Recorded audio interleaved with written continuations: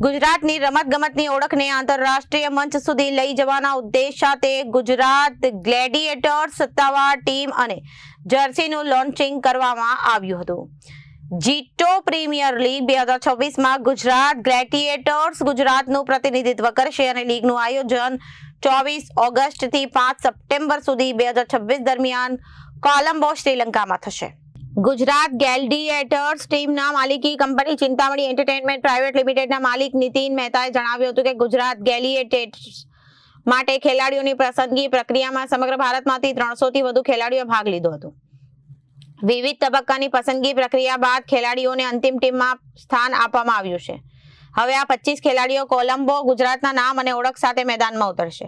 વધુમાં નીતિન મહેતાએ કહ્યું હતું કે ટીમનું નામ કોઈ બિઝનેસ કંપની કે કોર્પોરેટ ઓળખ પરથી રાખવાને બદલે સીધું ગુજરાત રાખવાનો નિર્ણય કરવામાં આવ્યો છે. ગુજરાતને ઐતિહાસિક ઉદ્યોગ સાહસિકતા, સાહસ, વિકાસ, નવી તકો અને સતત આગળ વધવાની ભાવના પ્રતીક તરીકે રજૂ કરવામાં આવ્યું છે. ટીમનો ઉદ્દેશ્ય માત્ર એક ફ્રેન્ચાઇઝી તરીકે ઓળખ બનાવવાનો નહીં, પરંતુ ગુજરાતની ઓળખ અને ગૌરવનું પ્રતિનિધિત્વ કરવાનો છે. અને બાબતની શોધ ખુદ કેન્દ્રીય રમતગમત મંત્રી મનસુખભાઈ માંડવિયાએ લઈ નીતિન મહેતાની પ્રશંસા કરી હતી. ટીમના માલિકે જણાવ્યું કે ગુજરાત ગ્લેડિએટર્સ પસંદગી પ્રક્રિયામાં 300થી વધુ ખેલાડીઓએ ભાગ લીધો હતો. દરેક ખેલાડીઓ માટે ટ્રાયલ પોતાની પ્રતિભા સાબિત કરવાની તક બની હતી. અંતે 25 ખેલાડીઓને પસંદગી કરવામાં આવી છે. આ ખેલાડીઓ માટે JPL માત્ર એક ટુર્નામેન્ટ નહીં, પરંતુ પોતાની પ્રતિભા, નવી ઓળખ સ્થાપિત કરવાની તક પણ છે. મારું નામ નીતિન મહેતા છે. હું ચિંતામણી ગ્રુપનો મેનેજિંગ ડાયરેક્ટર છું. અમે લોકો આ ગુજરાતની ટીમ રિપ્રેઝેન્ટ કરીએ છીએ JPLમાં.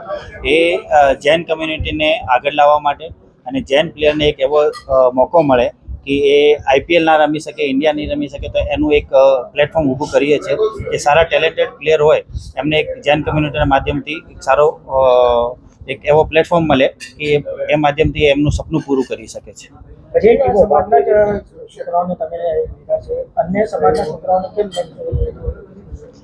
શોર્ટ ટાઈમ હતો અમારી પાસે. અમે લોકો જ્યારે આ જીતોમાં જ્યારે લોન્ચ કરેલું ત્યારે ગુજરાતથી 250 પ્લેયર પાર્ટિસિપેટ કર્યું છે. આવાવાળા સમયમાં અમે નેક્સ્ટ સિઝન 2 કરીશું. એમાં આખા ગુજરાતને મોકો આપીશું, અલગ અલગ જગ્યાએ જઈને કેમ્પિંગ કરીશું.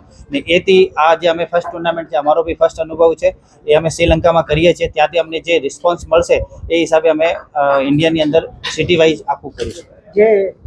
છોકરાઓ છે એમને કઈ ફી રાખવામાં આવી છે કે ભાઈ આ સોરી ફી કઈ રાખવામાં આવી? ના, છોકરાઓની કઈ ફીસ નથી. છોકરાઓ જે સિલેક્ટ થાય છે એમાં માર્કી પ્લેયર છે એમને અમે 1 લાખ રૂપિયા કરીને આપીએ છીએ ને 50,000 રૂપિયા જે બીજા પ્લેયર છે એમને એવી રીતે કરીએ છીએ. આ ટુર્નામેન્ટ કઈ જગ્યાએ છે, કેટલા? આ ટુર્નામેન્ટ શ્રીલંકા છે, કોલંબોમાં CC ગ્રાઉન્ડમાં છે. 24 તારીખથી શરૂ થશે અને 5 તારીખે એનું ફાઇનલ છે.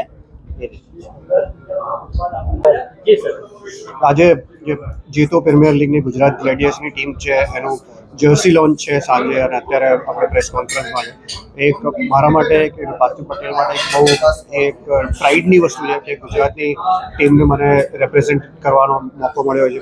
નવીનભાઈ મહેતા જે આપણે અહીંયાના નીતિનભાઈ મહેતા સોરી જે આપણે અહીંયા ઓનર છે ટીમમાં, એમણે એક ઓપોર્ચ્યુનિટી આપી છે. તો આઈ એમ શ્યોર જે જૈન કમ્યુનિટી માટે જે ટુર્નામેન્ટ થઈ રહી છે એમાં બધાને એક સારી ઓપોર્ચ્યુનિટી મળશે.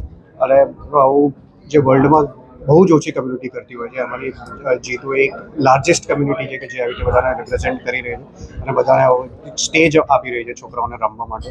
આઈ એમ શ્યોર એનાથી કમ્યુનિટીને બી ફાયદો થશે અને બધાને ઘણો ફાયદો થશે પ્લેયર્સને.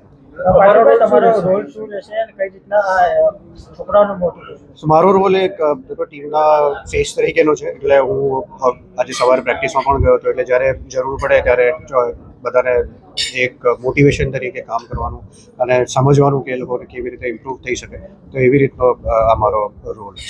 ઇન્ટરનેશનલ માટે કઈ રીતે તૈયારી રહેશે તમારે? ઇન્ટરનેશનલ ઓબ્વિયસલી એક શ્રીલંકામાં ટુર્નામેન્ટ થઈ રહી છે અને કન્ડિશન્સ જુદી હોય, ત્યાં થોડી પિચ સ્પિન થતી હોય છે, વરસાદ બી હશે, હ્યુમિડિટી બી હોય, એટલે ઘણી બધી ચેલેન્જીસ છે. પણ અહીંયા ટીમમાં ઘણા બધા એક્સપિરિયન્સ પ્લેયર્સ છે કે જે આ વસ્તુને હેન્ડલ કરી શકે એમ છે. તો એમના માટે એક સારો સ્ટેજ છે. Bureau report, Janadesh news.